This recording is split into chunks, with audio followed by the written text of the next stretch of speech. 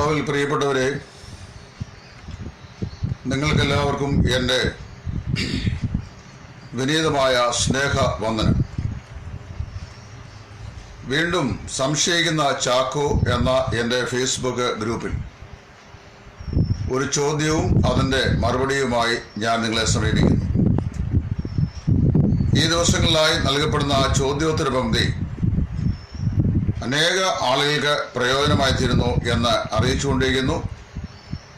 അവരെ ഓർത്ത് ദൈവത്തിന് സ്തോത്രം ചെയ്യുകയാണ്. പലരും വിഷമകരമായ പല ചോദ്യങ്ങൾ എന്ന് പറഞ്ഞാൽ മനസ്സിലാക്കുവാൻ പ്രയാസമുള്ള പല ചോദ്യങ്ങളും എഴുതി ചോദിക്കുന്നുണ്ട്. അതിന് ഓരോന്നോരോന്നായി മറുപടി പറയുവാനേ സാധിക്കുള്ളൂ. കാരണം ഒരു മറുപടി പറഞ്ഞാൽ അത് കുറേ ആളുകൾ അത് കാണുകയും കേൾക്കുകയും മനസ്സിലാക്കുകയും ചെയ്യണം. അതിന് കുറഞ്ഞ പക്ഷം 24 hours ഫ്രീക്വൻസി അനിവാര്യമാണ്. അതുകൊണ്ട് ഒരു ചോദ്യത്തിന് ഒരു ഉത്തരം എന്ന ക്രമത്തിൽ മാത്രമേ ഉത്തരം പറയാൻ സാധിക്കുകയുള്ളൂ. അത് സദയം ക്ഷമിക്കണം, സഹകരിക്കണം എന്ന് ദൈവനാമത്തിൽ ഓർപ്പിക്കുന്നു. ഇന്ന് എന്നോട് ഒരാൾ ചോദിച്ചുള്ള ചോദ്യം, ഈ ചോദ്യം മുമ്പ് തന്നെ ചോദിച്ചിട്ടുള്ളതാണ്. ഇതിന് ഞാൻ ഉത്തരവും എൻ്റെ സംശയം ചാക്കോ എന്ന ഗ്രൂപ്പിൽ രേഖാമൂലം, അതായത് വരമൊഴിയായി ഞാൻ നൽകിയിട്ടുള്ളതുമാണ്. എങ്കിലും ഈ ചോദ്യം പ്രസക്തമായിരിക്കാൽ ഞാൻ ഈ ചോദ്യവും അതിൻ്റെ ഉത്തരവും ഇവിടെ നിങ്ങളുടെ പൊതു നന്മയ്ക്കായിട്ട് ഷെയർ ചെയ്യുവാൻ കർത്താവിൽ താല്പര്യപ്പെടുകയാണ്. കൊരിന്ത്യർക്ക് എഴുതിയ 2-ാം ലേഖനം അതിൻ്റെ 12-ാം അധ്യായത്തിൻ്റെ 7-ാം വാക്യം ഇങ്ങനെ നമ്മൾ വായിക്കുന്നു: വെളിപ്പാടുകളുടെ ആധിക്യത്താൽ ഞാൻ അതിയായി നിഗളിച്ചു പോകാതിരിപ്പാൻ എനിക്ക് ജഡത്തിലൊരു ശൂലം തന്നിരിക്കുന്നു. ഞാൻ നിഗളിച്ചു പോകാതിരിക്കേണ്ടതിന് എന്നെ കുത്തുവാൻ സാത്താൻ്റെ ദൂതനെ തന്നെ അതെന്നെ വിട്ടു നീങ്ങേണ്ടതിന് ഞാൻ 3 വട്ടം കർത്താവിനോട് അപേക്ഷിച്ചു. അവൻ എന്നോട് എൻ്റെ കൃപ നിനക്ക് മതി, എൻ്റെ ശക്തി ബലഹീനതയിൽ തികഞ്ഞു വരുന്നു എന്ന് പറഞ്ഞു. ഇവിടുത്തെ പ്രസക്തമായ ചോദ്യം ഇതാണ്: അപ്പോസ്തലനായ പൗലോസ് ഈ വേദഭാഗത്ത് തനിക്ക് 3 വട്ടം പ്രാർത്ഥിച്ചിട്ടും സൗഖ്യം ലഭിക്കാത്ത, അല്ലെങ്കിൽ ദേഹത്തു നിന്ന് ശരീരത്തിൽ നിന്ന് വിട്ടുമാറാത്ത ഒരു ശൂലം ഉണ്ടായിരുന്നു. ആ ശൂലം എന്തായിരുന്നു എന്നാണ് എന്നോട് ചോദിച്ചിട്ടുള്ളത്. അപ്പൊ ഈ ചോദ്യത്തിന് ഇവിടെ ആ ശൂലം എന്തായിരുന്നു എന്ന് ആദ്യമേ തന്നെ ഉത്തരം പറയുമ്പോൾ പൗലോസ് അവിടെ ആ ശൂലം എന്തായിരുന്നു എന്ന് പറഞ്ഞിട്ടില്ല. പൗലോസിന്റെ സന്തത സഹചാരിയായിരുന്ന ചരിത്രകാരനും മിഷണറി പ്രവർത്തനങ്ങളുടെ സഹപ്രവർത്തകനുമായിരുന്ന ഡോക്ടർ ലൂക്കോസ് അതിന് ഒരു മറുപടിയോ വിശദീകരണമോ നൽകിയിട്ടില്ല. എന്ന് മാത്രമല്ല, വിശുദ്ധ വേദോത്സവത്തിൽ പൗലോസിന്റെ ജഡത്തിലുണ്ടായിരുന്ന ഈ ശൂലം എന്താണെന്ന് ആരും യാതൊരു മറുപടിയും നൽകിയിട്ടില്ല. ഒരു മറുപടിയും അവിടെ നൽകാത്ത സ്ഥിതിക്ക് ഞാൻ മറുപടി പറഞ്ഞാൽ പിന്നെ എങ്ങനെ അത് ശരിയാകും എന്നൊരു പക്ഷേ നിങ്ങൾ ചിന്തിച്ചിട്ടുണ്ടാവും. ഞാൻ അതിൻ്റെ സാഹചര്യത്തിൻ്റെ തെളിവുകൾ കൊണ്ടാണ് ഇതിനെ മറുപടി പറയുവാൻ ദൈവസേനയിൽ കർത്താവിൽ ആശ്രയിക്കുന്നത്. പൗലോസിനെ സംബന്ധിച്ച് പറയുമ്പോൾ, പൗലോസ് കർത്താവിൻ്റെ വേലയിൽ ഏതാണ്ട് 32 വർഷക്കാലത്തോളം നിയോഗിതനായിരുന്ന ഒരു മഹാനായ മനുഷ്യനായിരുന്നു. ദമസ്കോസിൽ വെച്ചാണ് തനിക്ക് കർത്താവായ യേശു ക്രിസ്തുവിന്റെ ദർശനമുണ്ടാകുകയും അവിടെ വെച്ച് അദ്ദേഹം രൂപാന്തരപ്പെടുകയും ചെയ്തത്. അതുമുതൽ സുവിശേഷത്താൽ പിടിക്കപ്പെട്ടവനായി AD 62-ലോ 63-ലോ അദ്ദേഹം നീറോയുടെ മിന്നിത്തിളങ്ങുന്ന ഖഡ്ഗത്തിന് കീഴെ തന്റെ കഴുത്ത് ചായ്ച്ചേൽപ്പിച്ച് കർത്താവിന് വേണ്ടി രക്തസാക്ഷിത്വം വഹിക്കുന്നതുവരെയുള്ള സമയം സുമാർ 32 സംവത്സരം കർത്താവിന്റെ മഹത്വരമായ സുവിശേഷത്തിന് വേണ്ടി അത്യധ്വാനം ചെയ്ത അനുഗ്രഹീതനായ ഒരു ദൈവദാസനായിരുന്നു. എന്നാൽ പൗലോസിന്റെ ഈ ജീവിതയാത്രയിൽ, അല്ലെങ്കിൽ സുവിശേഷ പ്രേക്ഷിത യാത്രയിൽ പൗലോസ് ഒരുപാട് കഷ്ടങ്ങളും നഷ്ടങ്ങളും അപമാനങ്ങളും ഒക്കെ സഹിക്കേണ്ടായി വന്നിട്ടുണ്ട്. ചില വേദപഠിതാക്കൾ അഭിപ്രായപ്പെടുന്നത്, വ്യത്യസ്തമായ അഭിപ്രായങ്ങൾ പറയുന്നുണ്ട്. അതിൽ ചിലർ പറയുന്നത് പൗലോസിന് തൻ്റെ ശുശ്രൂഷ രംഗത്ത് അനുഭവിക്കേണ്ടി വന്ന മാനസികവും പിന്നെ ശാരീരികമായിരുന്ന ക്ലേശങ്ങളും ഉപദ്രവങ്ങളും കഷ്ടനഷ്ടങ്ങളും അതൊക്കെയാണ് തൻ്റെ ജഡത്തിലെ ശൂലം എന്ന് ഒരു പക്ഷെങ്കിൽ ഇവിടെ അഭിപ്രായപ്പെട്ടിരിക്കുന്നതെന്ന്. അങ്ങനെയാണെന്ന് ചിന്തിക്കാൻ സ്വാഭാവികമായ ന്യായമില്ല. കാരണം 12-ാം അധ്യായം പറഞ്ഞിട്ടുണ്ട്. 12-ാം അധ്യായം എന്ന് പറയുന്നത് ഞാൻ ദൈവത്തിൻ്റെ ദർശനങ്ങളെയും വെളിപ്പാടുകളെയും കുറിച്ച് പറയുവാൻ പോകുന്നു. ക്രിസ്തുവിലൊരു മനുഷ്യനെ ഞാൻ അറിയുന്നു. അവൻ 14 സംവത്സരങ്ങൾക്ക് മുമ്പ് 3-ാം സ്വർഗത്തോട് എടുക്കപ്പെട്ടു. ജഡത്തോടുകൂടിയോ ജഡം കൂടാതെയോ എന്ന് ഞാൻ അറിയുന്നില്ല. അവൻ അറിയുന്നു. ആ മനുഷ്യനെ കുറിച്ച് ഞാൻ പ്രശംസിക്കും, എന്നെക്കുറിച്ചോ എൻ്റെ ബലഹീനതല്ലാതെ ഞാൻ പ്രശംസിക്കുകയില്ല. അപ്പോൾ എന്ന് പറഞ്ഞിട്ട് താൻ മൂന്നാം സ്വർഗ അനുഭവത്തിലേക്ക് എടുക്കപ്പെട്ട് കഴിഞ്ഞപ്പോൾ അവിടെ ആത്മാക്കൾ ഉച്ചരിച്ചുകൂടാത്ത ഞരക്കങ്ങളാൽ സംഭാഷിക്കുന്നത് താൻ കേട്ടു എന്നും കൂടെ ഇവിടെ അപ്പോസ്തലൻ പറയുകയാണ്. ഒരു മൂന്നാം സ്വർഗ അനുഭവം തൻ്റെ ജീവിതത്തിൽ ഒരു ദർശനം തനിക്കുണ്ടായി. ചില ആളുകൾ അഭിപ്രായപ്പെടുന്നത് താൻ ലുസ്ത്രയിൽ വെച്ച് പിറവിയിലെ മുടന്തനായ ഒരു മനുഷ്യനെ സൗഖ്യപ്പെടുത്തുകയും അവിടെ ആ സംഭവത്തിന് ശേഷം പൗലോസിന് മൃഗീയമായ ദണ്ഡനം അവിടെയുള്ള യഹൂദ ശത്രുക്കളാൽ ഉണ്ടാവുകയും അവർ അവനെ കല്ലെറിയുകയും മരിച്ചവനെ പോലെ അവനെ പട്ടണത്തിന്റെ വെളിയിലേക്ക് വലിച്ച് ഇഴക്കുകയും ചെയ്തു എന്നാണ്. He was drone outside the city as if A dead മാൻ എന്നാണ് ഇംഗ്ലീഷിൽ എഴുതിയിരിക്കുന്നത്. അതിനെ വേറൊരു പോർഷനിൽ ഇങ്ങനെ കാണുന്നു, having been assured that he was already dead, that they drew him out the city.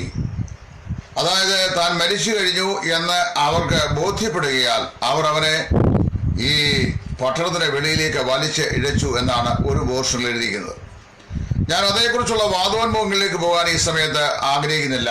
എന്നാൽ ഞാൻ വിശ്വസിക്കുന്ന അവിടെ വെച്ച് പൗലോസിന്റെ മരണം തന്നെ സംഭവിച്ചു എന്നാണ്. കാര്യം ശിഷ്യന്മാർ അവനെ ചുറ്റും നിൽക്കുമ്പോൾ വായിക്കുന്നു, അവനെ എഴുന്നേറ്റ് അവിടെ നിന്ന് കിലിക്കിയ അന്ത്യോക്യ പ്രദേശങ്ങളിൽ ചെന്ന് ഇക്കോന്യായിലും മറ്റുമായി സുവിശേഷം പ്രസംഗിച്ചു എന്നാണ്.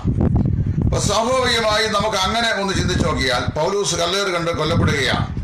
തനിക്ക് നിയോഗിക്കപ്പെട്ട സമയത്തിന് മുമ്പ് അദ്ദേഹം മരണപ്പെട്ടു എന്ന് അവനെ കല്ലെറിഞ്ഞ ആൾക്ക് ബോധ്യപ്പെട്ടു, അവന്റെ ചുറ്റും നിന്ന ശിഷ്യന്മാർക്ക് ബോധ്യപ്പെട്ടു. താന് മൂന്നാം സ്വർഗത്തിലേക്ക്, അതായത് മരിക്കുന്ന മൃതന്മാരുടെ ആത്മാക്കൾ ഇന്ന് ആയിരിക്കുവാൻ ദൈവം നിയോഗിച്ച സ്ഥലം മൂന്നാം സ്വർഗം, അതായത് ഉന്നത പർദീസയിലേക്ക് മാറ്റപ്പെട്ടു. അവിടെ ആത്മാക്കൾ ഉച്ചരിച്ചു കൂടാത്ത ഞരക്കങ്ങളാൽ സംഭാഷിക്കുന്നത് കേട്ടു എന്നാണ് ചില വേദവ്യാഖ്യാതാക്കൾ വ്യാഖ്യാനിക്കുന്നത്. എന്നാൽ ഞാൻ അതിനെക്കുറിച്ച് ആ നിലയിൽ വാസ്തുവിൽ ഊഹാഭോഗങ്ങളിൽ കൂടെ പറയുവാൻ ഞാൻ ആഗ്രഹിക്കുന്നില്ല. നേരെ മറിച്ച് രണ്ട് പ്രത്യേക കാരണങ്ങളാണ് ഇവിടെ പറയുന്നത്. ഒന്ന്, പൗലോസിന് വെളിപ്പാടുകളുടെ ആധിക്യം ഉണ്ടായിരുന്നു. അതായത് ഈ പുതിയ നിയമ ഉപദേഷ്ടാക്കന്മാരിൽ ഏറ്റവും അധികം ദൈവിക വെളിപ്പാടുകൾ ദൈവത്തിന്റെ പരിശുദ്ധാത്മാവ് നൽകിയത് അപ്പോസ്തലനായ പൗലോസിനായിരുന്നു. സഭയ്ക്കുള്ള ഉപദേശ സത്യങ്ങൾ നൽകപ്പെട്ട അപ്പോസ്തലന്മാരിൽ പൗലോസാണ് എബ്രായ ലേഖനം കൂടെ താനാണ് എഴുതിയതെന്ന് സമ്മതിക്കുന്ന പക്ഷം 14 ലേഖനങ്ങൾ ദൈവസഭയ്ക്ക് സംഭാവന ചെയ്തത്. ആ 14 ലേഖനങ്ങളും സഭയ്ക്കുള്ള ഉപദേശങ്ങളാണ്, ദൈവിക വെളിപ്പാടുകളാണ്. അങ്ങനെ ദൈവിക വെളിപ്പാടുകളുടെ വലിയൊരു വേലിയേറ്റം തന്നെ ഉണ്ടായി. ഒരു ഭക്തനായ മനുഷ്യൻ പറയുന്നത് ദൈവിക വെളിപ്പാടുകളുടെ തേരിലേറി മൂന്നാം സ്വർഗം വരെ അദ്ദേഹം കടന്നു ചെന്നു എന്നാണ്. അതായത് ഇനിയും അല്പം പോലും ദൈവിക വെളിപ്പാടുകൾ പൗലോസ് നിറയ്ക്കാൻ കഴിയാത്ത വിധം പൗലോസിനെ ദൈവിക വെളിപ്പാടുകൾ കൊണ്ട് ദൈവത്തിന്റെ പരിശുദ്ധാത്മാവ് നിറയ്ക്കുകയും അത് ദൈവസഭയ്ക്കായി പൗലോസിലൂടെ വിരചിതമായി ലബ്ധമാകുകയും ചെയ്തു. ഇങ്ങനെയുള്ള വലിയ വെളിപ്പാടുകളുടെ ആധിക്യം ഉണ്ടാകുമ്പോൾ സ്വാഭാവികമായി മനുഷ്യൻ ജഡത്തിൽ ജീവിക്കുന്നതല്ലേ, ബലഹീനമുള്ള ശരീരത്തിൽ ജീവിക്കുന്നതല്ലേ, അല്പമായ നിഗളം ഉണ്ടായി പോകുമോ എന്ന് ദൈവം താൻ തന്നെ ചിന്തിച്ചിരിക്കാൻ സാധ്യതയുണ്ട്. ഇന്നത്തെ നമ്മുടെ ചില സുവിശേഷകന്മാര്, ചില പ്രസംഗരൊക്കെ അവരെ ഇൻട്രൊഡ്യൂസ് ചെയ്യുമ്പോൾ തന്നെ ഏകദേശം 1.25 കിലോമീറ്റർ കാണും ഒരു ഡിഗ്രി. അവ എന്ന് പറഞ്ഞിട്ട് കർത്താവിന്റെ വിലയേറിയ ദാസൻ എന്ന് ഇങ്ങനെ പറയും. അപ്പോ എത്ര വലിയവനായ ദൈവത്തിന്റെ ഒരു എളിയ ദാസൻ എന്ന് പറയുന്നതാണ് വാസ്തവത്തിൽ ഏറ്റവും അഭികാമ്യമായ വിഷയം. വിദ്യാഭ്യാസവും ആ വലിയ ഡിഗ്രിയും ഒക്കെ ഇരിക്കുന്നത് നല്ലതാണ്. ഒരളവിൽ എഡ്യൂക്കേറ്റഡ് ആൾക്കാരുടെ ഇടയിൽ ശുശ്രൂഷ ചെയ്യുവാൻ എഡ്യൂക്കേറ്റഡ് ആയിരുന്ന ആൾക്കാർക്ക് അങ്ങനത്തെ പദവി ലഭിക്കുന്നത്, ആനുകൂല്യം ലഭിക്കുന്ന ഒരു പ്ലസ് പോയിന്റായിട്ട് ഞാൻ കണക്കാക്കുന്നു.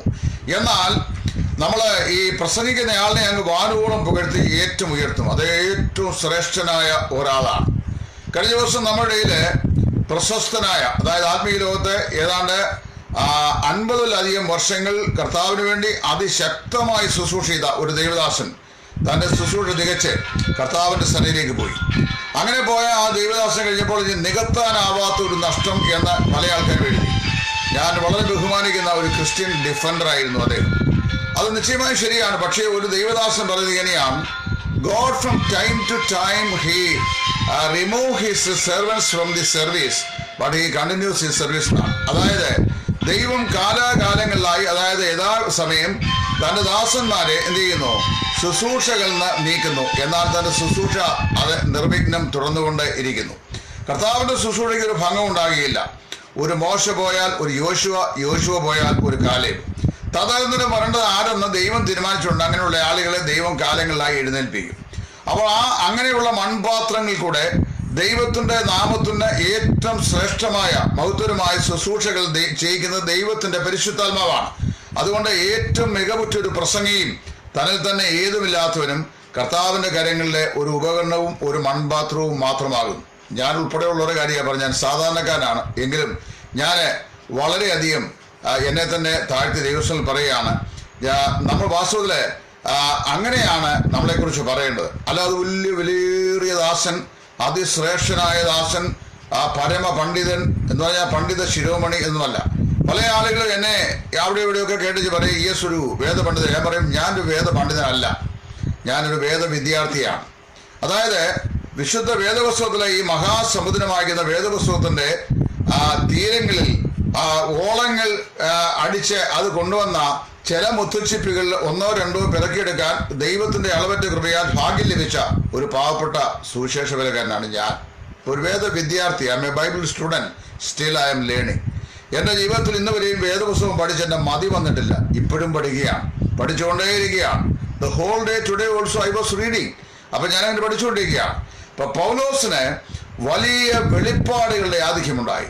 ദൈവത്തിന്റെ ശ്രേഷ്ഠ ദാസന നിലയിൽ ദൈവസഭയ്ക്ക് കൊടുക്കാനുള്ള വെളിപ്പാടുകളുടെ വലിയ ഒരു കൂമ്പാരം തന്നെ, അതാണ് തേർഡ് ഹെവൻ അനുഭവം വരെ ഉണ്ടായിക്കഴിഞ്ഞപ്പോൾ പൗലോസ് ജഡത്തിൽ ജീവിക്കുന്നതിനായതുകൊണ്ട് പിശാച് ഒരു പക്ഷെങ്കിൽ പൗലോസിനെ കുറിച്ച് തന്നെ കുറിച്ച് പ്രശംസിക്കാൻ ഒരവസരം ഉണ്ടാകുമോ എന്ന് ദൈവം ചിന്തിച്ചു. അതുകൊണ്ട് ചെയ്തു, ദൈവം അവനെ കുത്താൻ അവന്റെ ജഡത്തിലൊരു ശൂലം നൽകി.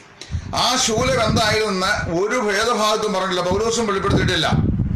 എന്നാൽ അദ്ദേഹം പറയുന്നു, ആ ശൂലം എന്നെ വിട്ടുപോകേണ്ടത് ഞാൻ 3 പ്രാവശ്യം ദൈവത്തോട് അപേക്ഷിച്ചു. എന്നാൽ കർത്താവ് പറഞ്ഞത്, എൻ്റെ കൃപ നിനക്ക് മതി, എൻ്റെ ശക്തി ബലഹീനതയിൽ തിരിഞ്ഞു വരുന്നു എന്നാണ്. ഇത് അക്ഷരം പ്രതി ഞാൻ വിശ്വസിക്കുന്നു. അതായത് ചില ആളുകൾ പറയുന്നത്, ഇപ്പൊ ഗലാത്യർ എഴുതുമ്പോൾ ഇതാ എത്ര വലിയ അക്ഷരമായി ഞാനിത് നിങ്ങൾക്ക് എഴുതിയിരിക്കുന്നു എന്ന് പറയുകയാൽ പൗലോസിന്റെ കണ്ണിന്റെ കാഴ്ചയ്ക്ക് എന്തോ പ്രശ്നമുണ്ടായിരുന്നു.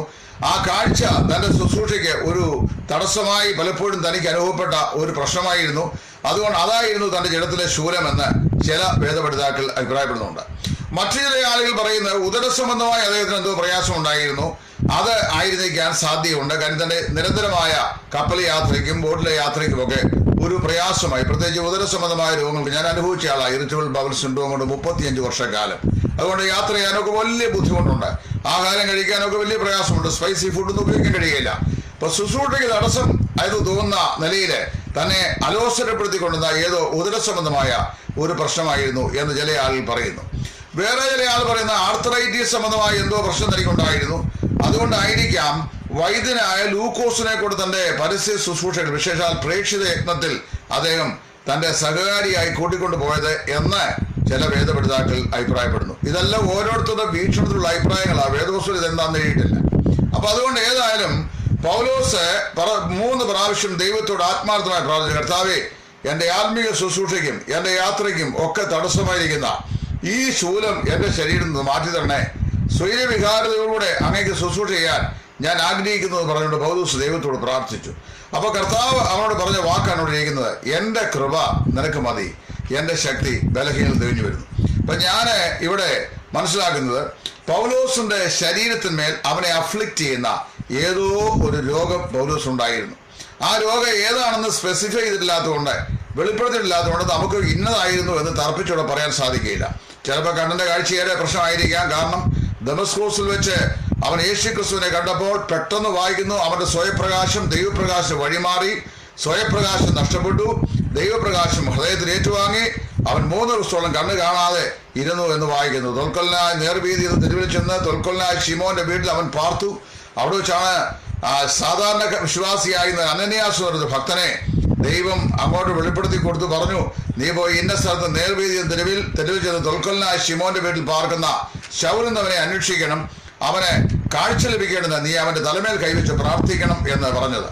അപ്പൊ അവൻ ചെന്നു, അവനെ കണ്ടെത്തി, അവന്റെ തലമേൽ കൈവച്ച് പ്രാർത്ഥിച്ചു. കണ്ണിൽ ചെതുമ്പൽ പോലെ ഏതോ ഒന്ന് വീണു. അവന്റെ കാഴ്ച, ശൗലെ സഹോദര, കാഴ്ച പ്രാപിക്കുക എന്ന് പറഞ്ഞു. എങ്കിലും ചില ആളുകൾ പറയുന്നു അവന് കാഴ്ച റീഇൻസ്റ്റേറ്റ് ചെയ്യപ്പെട്ടു എങ്കിലും പിന്നീടുള്ള ജീവിതകാലം മുഴുവൻ ആ കാഴ്ചയ്ക്ക് എന്തോ ഒരു ഭംഗം ഉണ്ടായിരുന്നു.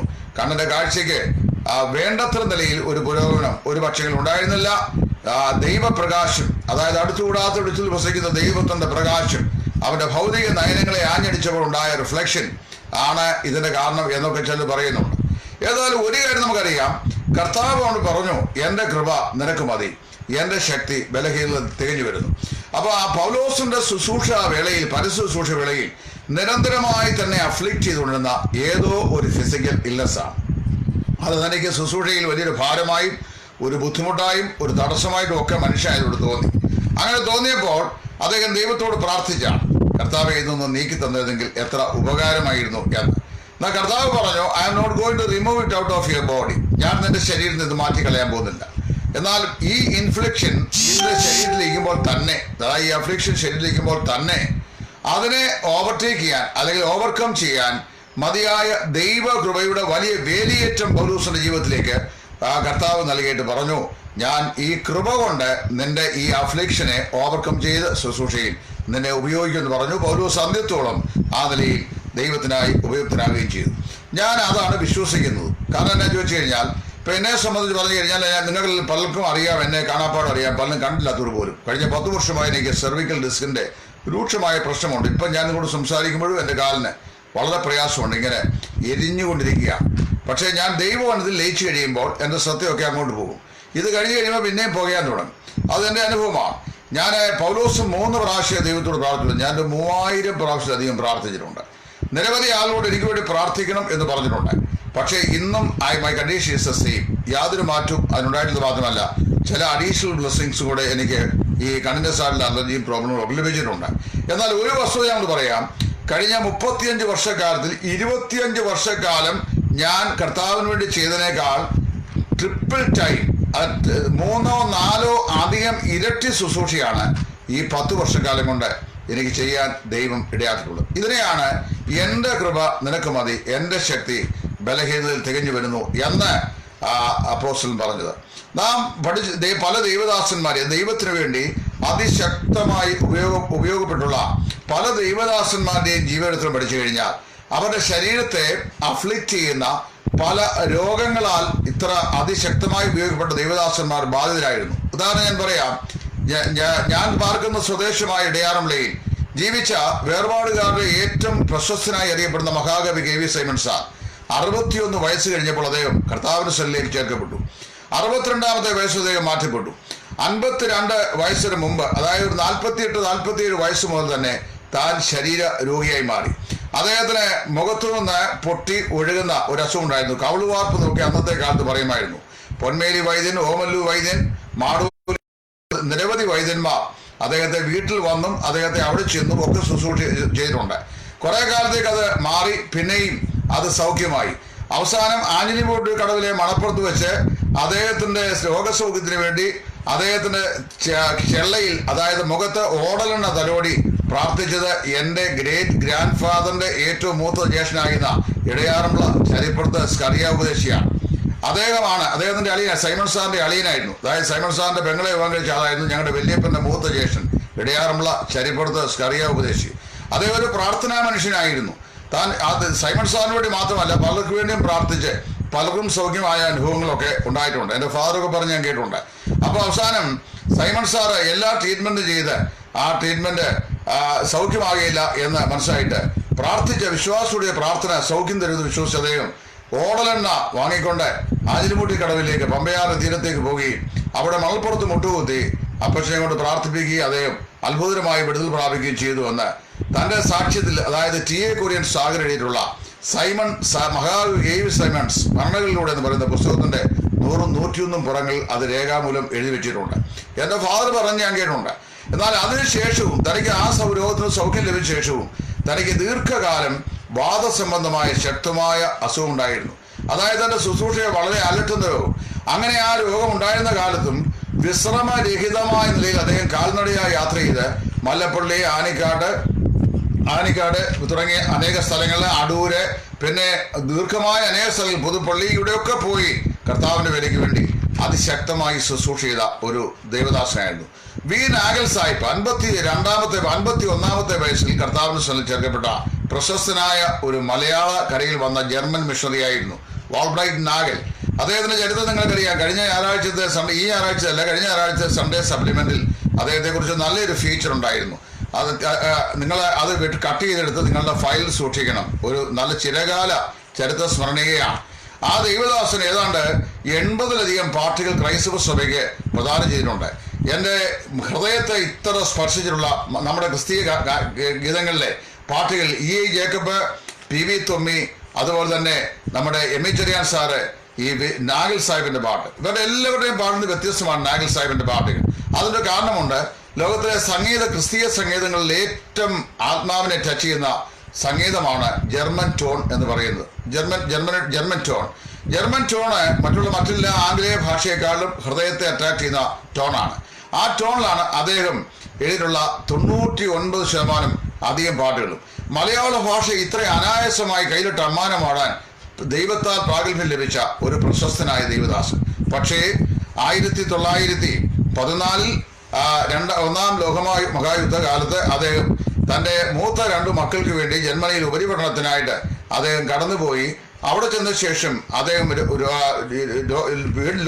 യുദ്ധം പൊട്ടിപ്പുറപ്പെടുകയാൽ അദ്ദേഹത്തിന് ഇന്ത്യയിലേക്ക് വരുവാൻ ഉള്ള അനുമതി നിഷേധിച്ചു. അദ്ദേഹം അവിടെ കഴിയുകയായിരുന്നു. അവിടെ ചെന്ന ശേഷം താന് ഈവൻച്വലി രോഗിയായി മാറി.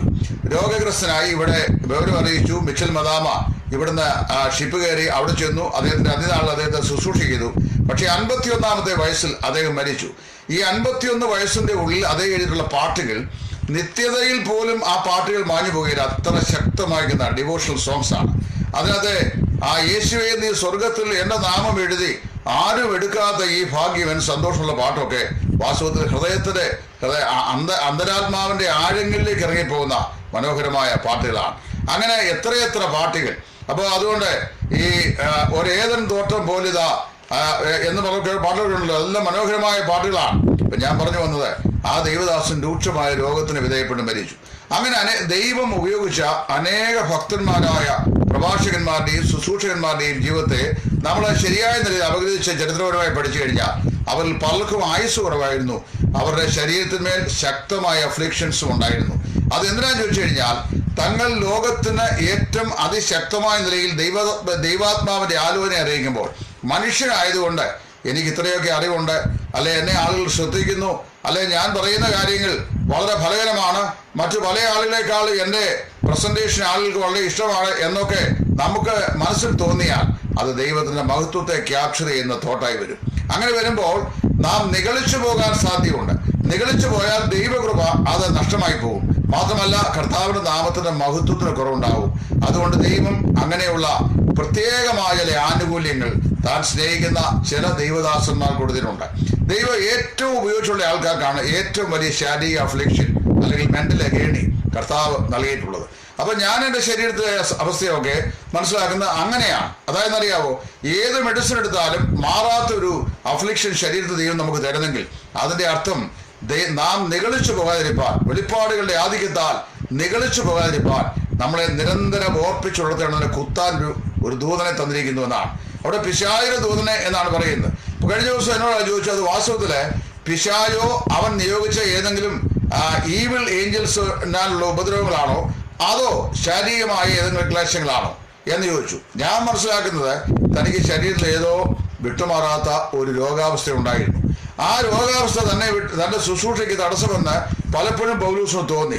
അതായത് തന്റെ സ്വാതന്ത്ര്യത്തെ ബന്ധിക്കുന്ന ഏതോ ഒരു അസ്വസ്ഥയായി അദ്ദേഹത്തിന് തോന്നി. അതുകൊണ്ടാണ് അത് തന്നെ വിട്ടുപോകാൻ ദൈവസന്നിധിയിൽ അദ്ദേഹം 3 പ്രാവശ്യം പ്രാർത്ഥിച്ചത്. കർത്താവ് പറഞ്ഞു, എന്റെ കൃപ നിനക്ക് മതി, എന്റെ ശക്തി ബലഹീനയിൽ തികഞ്ഞു വരുന്നു. ഞാൻ പറയാൻ ആഗ്രഹിക്കുന്ന വിഷയം ചോദിച്ചു കഴിഞ്ഞാൽ ഒരു മനുഷ്യൻ തന്നിൽ തന്നെ ഏറ്റവും ബലഹീനനാകുമ്പോഴാണ് അവൻ ദൈവവിഷയമായി ഏറ്റവും ശക്തനാകുന്നത്. പൗലോസിനെ സംബന്ധിച്ച് തന്റെ ശരീരത്തിൽ താൻ അത്യന്തം ബലഹീനനായി കഴിഞ്ഞപ്പോൾ, അതായത് ഈ ജഡത്തിൽ തന്നെ കുത്തുവാനായി ദൈവത്താൽ ഏൽപ്പിക്കപ്പെട്ട ഈ ജഡത്തിനെ ശൂലം കൊണ്ട് നിരന്തരമായി അദ്ദേഹം കുത്തുകൊള്ളുമ്പോൾ അദ്ദേഹം അത്യന്തം മനസ്സിലും ശരീരത്തിലും ബലഹീനനായി തീരുമോ. അങ്ങനെയുള്ള ബലഹീനനായി തീരുമ്പോഴാണ് ദൈവത്തിന്റെ കൃപയും ദൈവത്തിന്റെ പ്രകാശവും തന്നിൽ അമിതമായി നിറഞ്ഞിട്ട് കർത്താവിന് വേണ്ടി അത്യന്തം ശോഭിപ്പാൻ ദൈവം തന്റെ ദാസനെ ഉപയോഗിച്ചത്. അതുകൊണ്ട് ഞാനിവിടെ മനസ്സിലാക്കുന്ന ആത്മീയ പാഠം ഇതാണ്: ഒരു വിശ്വാസി എത്രമാത്രം തന്നിൽ തന്നെ ബലഹീനാകുമോ അത്രമാത്രം അവൻ ദൈവവിഷയമായി ശക്തനാകുന്നു. അത് തെളിയിക്കാൻ വേണ്ടി ഒരു കാര്യം കൂടെ ഞാൻ പറഞ്ഞിട്ട് ഇന്നത്തെ ഈ സംശയിക്കുന്ന യാക്കോയുടെ പ്രമേയം അവസാനിപ്പിക്കാം. അതായത് പൗലോസിന്റെ ജഡത്തിലെ ശൂലമാണല്ലോ നമ്മുടെ പ്രതിവാദന വിഷയം.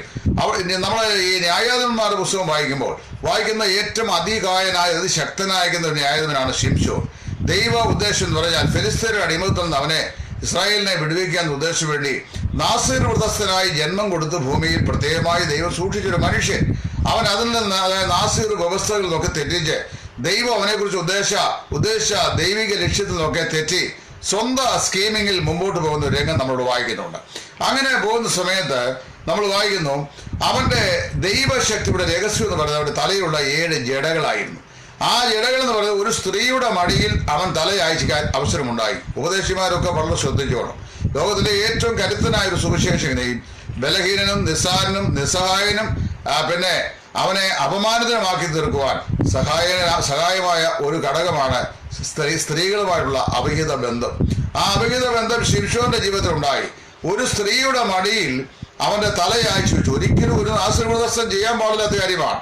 പ്രത്യേകിച്ച് ശിംശോനെ പോലെയുള്ള അതികായനായ മനുഷ്യൻ, കർത്താവിന് വേണ്ടി വലിയ കാര്യം ചെയ്യുന്ന ഒരു മനുഷ്യൻ അങ്ങനെ ചെയ്യാൻ പാടില്ലാത്തതാണ്. പക്ഷേ ആ സ്ത്രീയുടെ മടിയിൽ അവന്റെ ഹൃദയവും തലയും ചാഞ്ഞപ്പോൾ അവന്റെ ദൈവശക്തിയുടെ രഹസ്യം അവൻ അവൾക്ക് പറഞ്ഞു കൊടുത്തു. ഭൂമിയിൽ ആർക്കും പറഞ്ഞു കൊടുത്തു, നിന്നെ ബന്ധിക്കാൻ, നിന്റെ ഈ ശക്തിക്ക് ചോർച്ച സംഭവിക്കാൻ. കാരണം അവനെ ആർക്കും ബന്ധിക്കാൻ കഴിയില്ല. കാരണം എന്താ ചോദിച്ചാൽ അവനെ ചങ്ങല കൊണ്ട് ബന്ധിച്ചാൽ ചങ്ങല അവൻ പൊട്ടിച്ചു കളയും. അവനെ ഒരു നിലയിലും ബന്ധിക്കാൻ കഴിയില്ല. അവൻ പലരെയും ബന്ധിച്ചവനാ. അത് പിന്നെയും നമ്മൾ വായിക്കുന്നുണ്ട്. ഒടുവില് ആ ഫെലിസ്ത്യരുടെ ഈ പട്ടണത്തിന്റെ വാതിലെ ഓടാമ്പൽ പറിച്ച് തന്നെത്താൻ അത് ചുവലിൽ വെച്ചുകൊണ്ട് പോയവനായവൻ. അത്ര ശക്തനായ മനുഷ്യനാ. പക്ഷെ അവൻ ആ സ്ത്രീയോട് ആ രഹസ്യം പറഞ്ഞു. എൻ്റെ ശക്തിയുടെ രഹസ്യം എൻ്റെ തലയിലെ ഈ ജടകളാണെന്ന് പറഞ്ഞു. അതോടെ ശക്തിക്ക് ശോഷണം സംഭവിച്ചു. നമ്മൾ മനസ്സിലാക്കണം, ഒരു മനുഷ്യൻ തൻ്റെ ജീവിതത്തിൽ ശക്തിക്ക് ശോഷണം സംഭവിച്ചു. അവൻ അത്യന്തം ബലഹീനായ സമയത്ത് അവൻ ദൈവത്തോട് പ്രാർത്ഥിച്ചു, കർത്താവേ, ഈ ഫെലിസ്ത്യരെ ഞാൻ ന്യായം വിധിക്കേണ്ടത്, അതായത് ഈ ഫെലിസ്ത്യരെ ഞാൻ യുദ്ധം ചെയ്ത് അവരെ തോൽപ്പിക്കേണ്ടത് ഒരു പ്രാവശ്യം കൂടെ നിന്റെ ശക്തി എനിക്ക് തരണമേ എന്ന് പ്രാർത്ഥിച്ചു. അവൻ അത്യന്തം തന്നിൽ തന്നെ ബലഹീനായി. അവന്റെ ജടയിലെ ശക്തി ചോർച്ച സംഭവിച്ച് അവന് ബലഹീനത സംഭവിച്ചു എന്ന് അവൻ തിരിച്ചറിഞ്ഞു കഴിഞ്ഞപ്പോൾ അവൻ ദൈവത്തോട് പ്രാർത്ഥിച്ചു. അവന് മനസ്സിലായി അവൻ ബലഹീനാണ്. ദൈവം തന്റെ ശക്തി അവനയച്ചു. ഓടാമ്പൽ വിടുകൊണ്ട് പൊടുപോയതൊക്കെ അതുകൊണ്ടാണ്. പിന്നെ മറ്റൊരു രംഗമുണ്ട്. അവൻ ആ തിണ്ണയിലേക്ക് പോകുന്ന സമയത്തുണ്ടായ ഒരു അനുഭവം. അതായത് ആ തിണ്ണയിലേക്ക് പോകുന്ന വഴിയിൽ അവനും അവന്റെ മാതാപിതാക്കളും അവൻ ഒറ്റയ്ക്ക് പോകുന്ന സമയത്താണ് സംഭവിക്കുന്നത്. അതായത് അവൻ തിണ്ണയ്ക്കരികെയുള്ള മുന്തിരിത്തോപ്പിനരികെ ചെല്ലുമ്പോൾ ഒരു ബാലസിംഹം അവന്റെ നേരെ അലറി വന്നു. അവിടെ നിങ്ങൾ പ്രത്യേകം പഠിക്കേണ്ട പാഠമുണ്ടെന്ന് അറിയാവോ? ഒരു സിംഹം അത് മുറ്റുകാട്ടിലാണ് അത് അലറുന്നത്, അത് ഓളിയിടുന്നത്. അത് മുന്തിരിത്തോപ്പിലും അത്തിത്തോപ്പിലും വന്നിരിക്കുന്ന ജീവിയല്ല. നമ്മുടെ ഇന്ത്യയിലാണെങ്കിൽ ഒരൊറ്റ സ്റ്റേറ്റിലേ ഉള്ളൂ ആ സിംഹം. അത് ഗുജറാത്തിലെ ഗീർവനങ്ങളിലാണ്. ഇസ്രായേലിലെ കാടുകൾ, ലെബനോൻ കാടുകൾ ഉണ്ടായിരുന്നു എന്ന് പ്രവാചക വാക്കുകൾ കൂടി നമുക്ക് മനസ്സിലാക്കി കഴിയുന്നുണ്ട്. പിന്നെ ഉള്ളത് ആഫ്രിക്കയിലാണ്. അമേരിക്കയിലും ഒക്കെ ഇവിടുന്ന് കൊണ്ടുപോകുന്ന, അങ്ങോട്ട് കാഴ്ച കൊണ്ടുപോകുന്ന. അപ്പോൾ ഇന്ത്യയിൽ തന്നെ 29 സ്റ്റേറ്റും 7 യൂണിയൻ ടെറിട്ടറിയുള്ള ഇന്ത്യയിൽ ഒരു സ്റ്റേറ്റിൽ ഒരു സ്ഥലത്ത് മാത്രമേ ഉള്ളൂ, ഗുജറാത്തിലെ ഗീർവനങ്ങളിൽ. അപ്പൊ എല്ലായിടത്തും കാണപ്പെടുന്ന ജീവിയല്ല. പക്ഷെ ഈ സിംഹത്തിന്റെ പ്രത്യേകതയുണ്ട്. ഇത് മുന്തിരിത്തോപ്പിൽ നിന്നാണ് ഈ ശിംശോന് നേരെ വന്നത്. അതായത് it was coming out from A place unexpected. അപ്രതീക്ഷിതമായ ഒരു സ്ഥലത്തു നിന്നാണ് ഈ ശത്രു വന്നത്. പ്രതിയോഗികൾ ദൈവഭക്തന്മാർക്കെതിരെ വരുന്നതൊക്കെ അപ്രതീക്ഷിതമായ സ്ഥലത്തു നിന്നും അപ്രതീക്ഷിതമായ ഡയറക്ഷനിൽ നിന്നുമായിരിക്കും. അവനെ വന്നപ്പോൾ വായിക്കുന്നു, അവിടെ പറയുന്ന വാക്കിങ്ങനാണ് എന്നെ ഏറ്റവും ചിന്തിപ്പിച്ച വാക്കും. അവന്റെ കയ്യിൽ ഒന്നുമില്ലാതിരിക്കുക. അതായത് he was an empty handed man. അവന്റെ കയ്യിൽ ഒന്നുമില്ല, ഒരു വടി പോലുമില്ല, ഒരു കയ്യിൽ ഒന്നുമില്ലാതിരിക്കെ അവൻ അതിനെ ഒരു ആട്ടിൻകുട്ടിയെ പോലെ തകർത്ത് കളഞ്ഞു എന്നാ വായിക്കുന്നത്. അപ്പൊ അവിടെ കൊണ്ട് തന്നെ പറഞ്ഞത്, ഒരു ദൈവഭക്തൻ, ഒരു ക്രിസ്തു ഭക്തൻ, അല്ലെങ്കിൽ ദൈവത്തിന് വേണ്ടി ദൈവിക ദർശനം ഏറ്റുവാങ്ങിയ ഒരു അനുഗ്രഹീതനായ ദൈവദാസൻ, അവൻ തന്നിൽ തന്നെ ബലഹീനായിരിക്കുമ്പോൾ, അതായത് അവൻ്റെ ഒന്നുമില്ലാതിരിക്കുമ്പോൾ അവൻ ഏറ്റവും ശക്തനാകുന്നു. ഒരു ആട്ടിൻകുട്ടിയെ കീറിക്കളയുന്ന പോലെ അവന്റെ സിംഹത്തെ കീറിക്കളഞ്ഞു. പിന്നീട് നമ്മൾ ആ സിംഹത്തിന്റെ ഉടലൊക്കെ അവൻ പോയി അന്വേഷിക്കുന്നു, അതിൽ തേങ്ങട്ട കാണുന്നു, ഒക്കെ രംഗമൊക്കെ അവിടെ രേഖപ്പെടുത്തിയിട്ടുണ്ട്. അപ്പൊ പൗലോസോട് കർത്താവ് പറഞ്ഞു, എന്റെ ശക്തി നിനക്ക് മതി. പൗലോസ് 3 വട്ടം ദൈവത്തോട് പ്രാർത്ഥിച്ചു, കർത്താവേ, എങ്ങനെയെങ്കിലും ഈ അഫ്ലിക്ഷൻ, ഈ ശൂലം ഒന്ന് നീക്കിത്തരണേ, വളരെ ശാന്തമായി ശുശ്രൂഷ ചെയ്യുവാൻ ഞാൻ ആഗ്രഹിക്കുന്നു, അതിനായി എന്നെ അനുവദിക്കണമെന്ന് പ്രാർത്ഥിച്ചപ്പോൾ കർത്താവ് പറഞ്ഞു ഈ അവസ്ഥ, അതായത് ഈ ശൂലം, whatever it might be, either is a physical disease or a mental agony or even the evil spirit from outside attacking him. അതായത് ദുഷ്ടാത്മാക്കൾ ഏതെങ്കിലും ദൈവത്താൽ നിയോഗിതരായിട്ട് അവനെ പുറത്തുനിന്ന് ദണ്ഡിപ്പിക്കുകയോ അല്ലെങ്കിൽ അവന് മാനസികമായ ഏതെങ്കിലും സംഘർഷം നിരന്തരമായി ഉണ്ടായിക്കൊണ്ടിരിക്കുകയോ അതല്ല അവന് ശാരീരികമായ ക്ലേശം എന്ത് തന്നെ ആയിരുന്നാലും കർത്താവ് പറഞ്ഞു my grace is sufficient for thee, എൻ്റെ കൃപ നിനക്ക് മതി.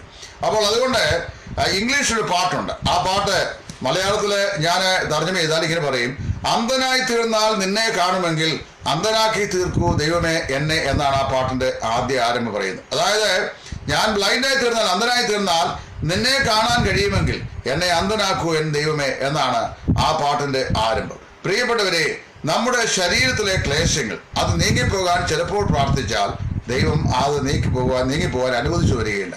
എന്നാൽ ആ പ്രതിസന്ധിയോടുകൂടെ അതിന്മേൽ ഓവർകം ചെയ്യുവാൻ കഴിയുന്ന ദൈവകൃപയുടെ വ്യാപാരം നിന്ന് ദൈവം നമ്മെ ശുശ്രൂഷയുടെ അന്ത്യത്തോളം പുലർത്തുമെന്നാണ് പൗലോസിന്റെ ജീവിതത്തിൽ മനസ്സിലാക്കുന്നത്. അതുകൊണ്ട് പൗലോസിന്റെ ശരീരത്തിലെ അഫ്ലിക്ഷൻ അത് ഉദരസംബന്ധമായ പ്രശ്നമായിരുന്നോ, അതോ റിമാറ്റിക് ആർത്രൈറ്റിസ് പ്രോബ്ലം ആയിരുന്നോ, അതോ കണ്ണിന്റെ പ്രശ്നമായിരുന്നോ എന്നൊന്നും ഇവിടെ എഴുതിയിട്ടില്ല. എന്നാൽ മിക്കവാറുമുള്ള വേദപഠിതാക്കൾ മനസ്സിലാക്കുന്ന he had some eye problems, അതായത് ഒപ്തൽമോളജിക് ഇഷ്യൂസ് എന്നാണ് വിശ്വസിക്കുന്നത്. അതിന്റെ കാരണം എന്ന് ചോദിച്ചാൽ ഗലാത്യരോട് അപ്പോസ്തലൻ പറയുന്നു, നോക്കുക ഗലാത്യരെ എത്ര വലിയ അക്ഷരമായി ഞാൻ നിങ്ങൾക്ക് ഇത് എഴുതിയിരിക്കുന്നു. തനിക്ക് എഴുതാനോ വായിക്കാനോ ഒക്കെ പ്രയാസമുള്ളതുകൊണ്ട് വലിയ അക്ഷരങ്ങൾ കണ്ണിന്റെ പ്രശ്നമായതുകൊണ്ട് എഴുതിക്കുന്നു എന്നാണ് ചിലരൊക്കെ അഭിപ്രായപ്പെടുന്നത്. ചിലപ്പോൾ അത് ശരിയാവാം, ചിലപ്പോൾ അത് ശരിയാകാതിരിക്കാം. ഏതായാലും അഭ്യൂഹങ്ങൾ കൊണ്ടൊരു ഉപദേശം സ്ഥാപിക്കാൻ നമുക്ക് സാധിക്കില്ല. ഏതായാലും ഒരു വസ്തു ശരിയാണ്, പൗലോസിന്റെ ജീവിതത്തിന്റെ അവസാന നിമിഷം വരെ, അതായത് നീറോയുടെ മിന്നിത്തിളങ്ങുന്ന ഖഡ്ഗം മെല്ലച്ചാഞ്ഞ് തന്റെ കണ്ടത്തിന്മേൽ പതിച്ച് കാലയവരിയുടെ അപ്പുറത്തേക്ക് പൗലോസ് പറന്നകലുന്ന ആ ലാസ്റ്റ് മോമെന്റ് വരെ തൻ്റെ ശരീരത്തിൽ തന്നെ നിരന്തരമായി കുത്തിക്കൊണ്ടിരിക്കുന്ന ഈ ശൂലമുണ്ടായിരുന്നു. അതിൻ്റെ കാരണം എന്ന് പറയുന്നത് വെളിപ്പാടുകളുടെ ആധിക്യമായിരുന്നു. വെളിപ്പാടുകളുടെ ആധിക്യമുണ്ടായാൽ, അതായത് മറ്റുള്ള ആളുകളെക്കാൾ വ്യത്യസ്തമായ നിലയിലൊരു ശുശ്രൂഷയ്ക്കുള്ള കഴിവും അതിനുള്ള ദൈവത്താലുള്ള ഉപയുക്തതയും എനിക്കോ നിങ്ങൾക്കോ ഉണ്ടെങ്കിൽ നിശ്ചയമായും അതിൽ നാം നിഗളിച്ചു പോകാതിരിക്കാൻ ദൈവം നമുക്ക് ഒരു ശൂലം തരും. ആ ശൂലം ഒരു പക്ഷെങ്കിൽ മക്കളെ കൊണ്ടായിരിക്കാം, ചിലപ്പോൾ ഭർത്താവിനെ കൊണ്ടായിരിക്കാം, ചിലപ്പോൾ ഭാര്യയെ കൊണ്ടായിരിക്കാം, ചിലപ്പോൾ അമ്മായിയമ്മയും അമ്മായിയപ്പനെയും കൊണ്ടായിരിക്കാം, സ്വന്തം സഹോദരന്മാരെ കൊണ്ടാവാം, സഭാജനങ്ങളെ കൊണ്ടാവാം, ജീവിതത്തിൽ ചിലപ്പോൾ അയൽവക്കക്കാരെ കൊണ്ടാവാം, ഏത് നിലയിലും ആകാം. ഏത് നിലയിലായിരുന്നാലും ആത്യന്തികമായി നമ്മെ ആ അഫ്ലിക്ഷൻ ഡിഫീറ്റ് ചെയ്യുകയില്ല. കാരണം എന്താ ചോദിച്ചാൽ അതിനെ ഓവർകം ചെയ്യുവാൻ ദൈവത്തിന്റെ കൃപ സമൃദ്ധിയായി കർത്താവ് തന്ന് അന്ത്യത്തോളം ദൈവം നമ്മെ കൊണ്ട് ആഗ്രഹിക്കുന്ന ശുശ്രൂഷകൾ ചെയ്തു തീർത്ത ശേഷം മാത്രമേ നമ്മെ കർത്താവിലേക്ക് സ്വീകരിക്കുകയുള്ളൂ എന്നാണ് ദൈവ വചനത്തിലൂടെ എനിക്ക് മനസ്സിലാക്കാൻ കഴിയുന്നത്. പൗലോസിന്റെ ജഡത്തിലെ ശൂലത്തെ സംബന്ധിച്ച് ഞാൻ മനസ്സിലാക്കുന്നത് ഈ നിലയിലാണ് എന്ന് എൻ്റെ മാന്യ പ്രേക്ഷകരെ അറിയിച്ചുകൊണ്ട് ഞാൻ തൽക്കാലം ഇതിൽ നിന്ന് വിരമിക്കുന്നു. ദൈവം അനുവദിച്ചാൽ വീണ്ടും അടുത്ത വീഡിയോയുമായി എൻ്റെ റെഗുലർ സ്റ്റഡിയുമായി 7:30 മണിക്ക്, അതായത് ഇന്ത്യൻ ടൈം 7:30 വീണ്ടും കർത്താവിനെ വെച്ചാൽ കാണാം. അതുവരെയും ദൈവം എല്ലാവരെയും അനുഗ്രഹിക്കട്ടെ എന്ന് പ്രാർത്ഥിച്ചുകൊണ്ട് കർത്താവിൻ്റെ മഹത്വരമായ ശുശ്രൂഷയിൽ സുവിശേഷകൻ ടൈറ്റസ് ഫ്രം ഇടയാറുമുള്ള. Thank U.